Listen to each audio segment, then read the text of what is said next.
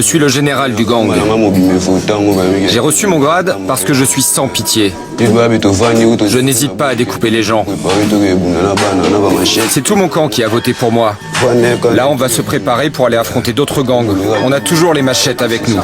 On se défonce d'abord et après, on passe à l'attaque. Vous savez, un mineur de 17 ans. Un mineur de 17 ans qui tue toute une famille. Quel sort lui réserver?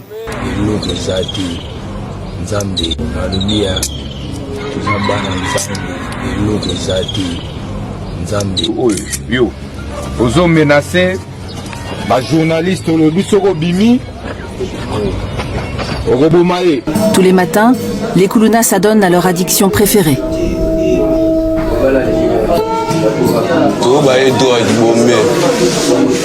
On fume du bombé grâce à l'argent que l'on vole aux passants.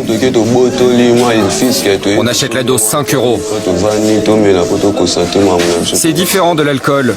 Le bombé permet de passer le temps et de nous endormir. Ça donne un effet très puissant. Le bombé fait des ravages depuis son apparition il y a 3 ans à Kinshasa. Cette drogue artisanale bon marché est un mélange de résidus de combustion, de carburant, de fond de teint et d'antidouleur. Et là, pour Okende, va exécuter peine de mort. Pour évacuer, pour aux hommes à l'issouté.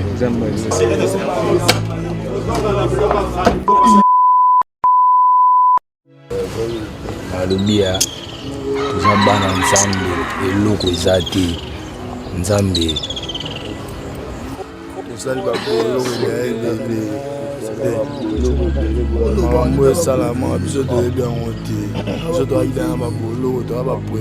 Des vidéos choquantes, des vidéos blessantes qui marqueront peut-être les esprits ou qui dissuaderont d'autres personnes qui voudront aller dans la même lancée et qui va complètement abolir le fait de vouloir commettre des infractions. Depuis quelques jours sur la toile, des vidéos et l'information sur l'exécution des jeunes, de ces jeunes personnes a fait le buzz. Et les avis sont mitigés. Certaines personnes disent que malgré les erreurs qu'une personne a commises, il faudrait quand même qu'au bout du compte, elle soit pardonnée. Et d'autres personnes affirment qu'elles ont mérité ce qu'elles ont eu. Il n'est pas question ici de prendre parti ou de dire qu'un tel ou un tel a raison, mais il est tout simplement question d'observer les faits. Ce qu'il faut d'abord comprendre, c'est que lorsqu'on est dans un pays, l'État est souverain et l'État a le pouvoir ultime d'agir sur ses citoyens. L'État agit toujours au nom du bien-être général. Pour cela donc, il a le pouvoir de prendre toutes les décisions, même impactant la vie de ses citoyens. Ce problème qui réside en Afrique, selon lequel des groupes de jeunes sont des personnes dont les âges varient de 18 ans à 35 ans qui auraient commis diverses exactions et donc ils ont été arrêtés et l'État a décidé de prononcer une sanction qui jamais auparavant n'avait été pensée parce que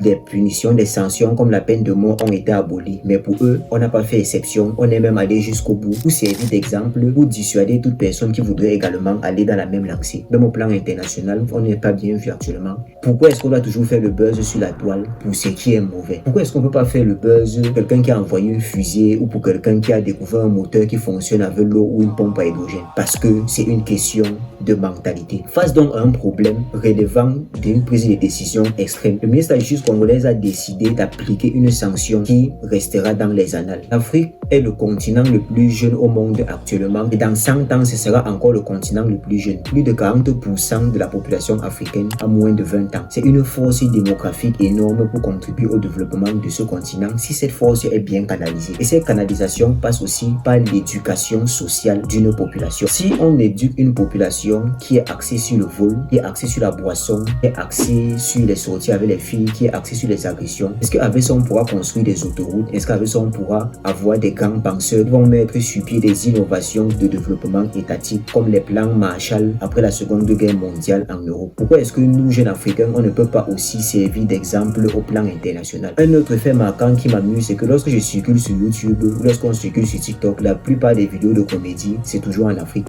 On ne fiance jamais une femme déviergée. Les fiançailles là, c'est pour une femme qui est vierge. Il ne peut pas s'abonner.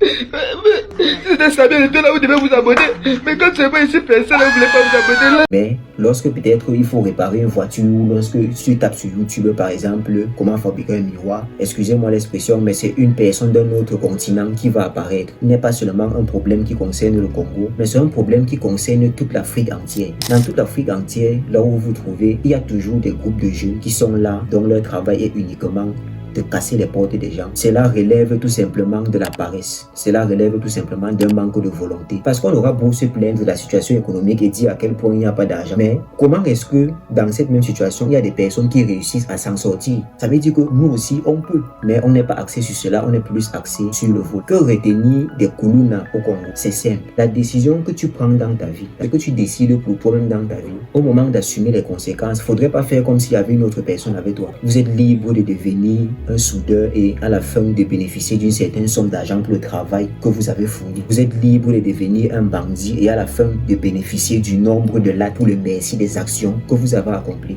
Moi, c'est Fotambo, si vous aimez ces petites introspections. N'oubliez pas d'être abonné et d'activer la cloche de notification pour recevoir les prochaines vidéos et de prendre conscience que les décisions que tu prends dans ta vie, ce que tu décides pour toi aujourd'hui, au moment d'assumer, il ne faudrait pas faire comme s'il y avait une autre personne avec toi. Vous êtes le seul maître de votre destin.